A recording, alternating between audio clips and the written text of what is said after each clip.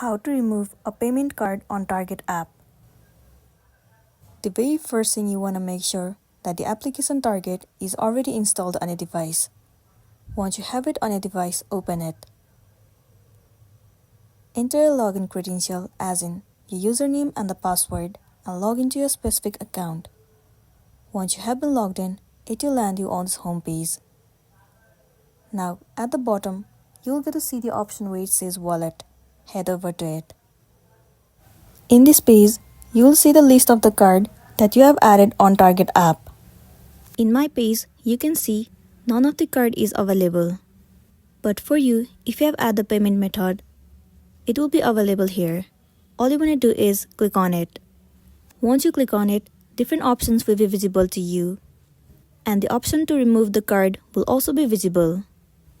You simply have to click on Remove. Once you click on Remove, your payment method will be removed successfully, and then you'll be good to go. So that's all for today, and this is simply how you can remove payment card on Target app. Make sure to smash the like button and consider subscribing if you found this video helpful. We'll see you in the next one.